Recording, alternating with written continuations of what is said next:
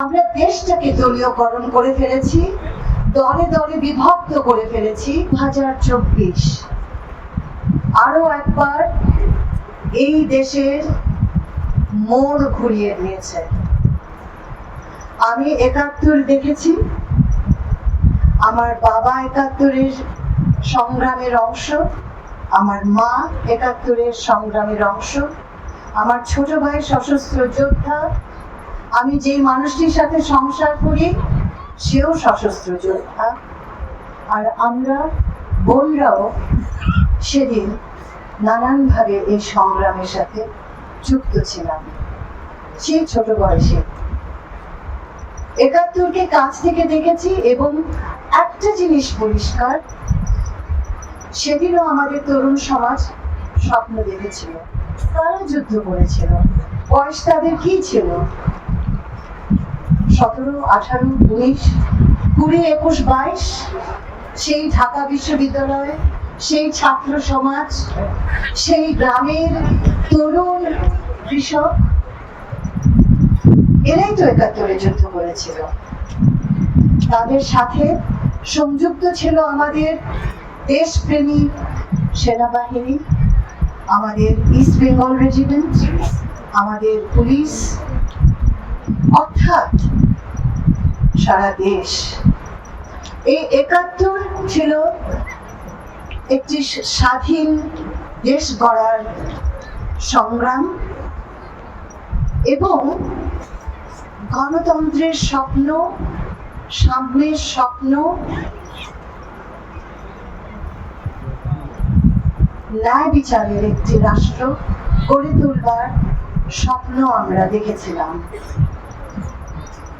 সেই স্বপ্নটি আমরা পূরণ করতে পারিনি। গণতন্ত্র হয়েও গণতন্ত্র হলো না, নির্বাচনের পর নির্বাচন হয়েও নির্বাচন সুষ্ঠু আর হলো না। 25 বছর ধরে আমি নির্বাচন পর্যবেক্ষণ করেছি এবং কষ্ট পেয়েছি একটি উপলব্ধির মাধ্যমে, যে আমাদের দেশের মানুষ কিছুতেই সুশৃঙ্খল হচ্ছে না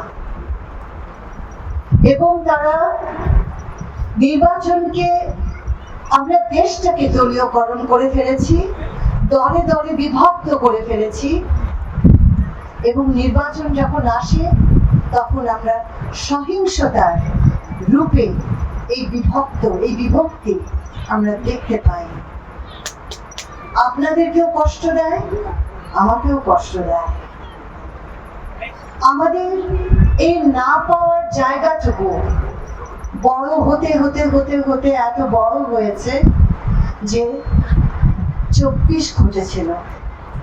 আমি বারবার বলি, আবারও বলি, 71 ছিল বলে, স্বাধীন একটা দেশ পেয়েছিলাম বলে, স্বাধীনভাবে স্বপ্ন দেখার আকাঙ্ক্ষা জেগেছিল বলে, একটা ন্যায্যতার রাষ্ট্রের আকাঙ্ক্ষা ছিল বলে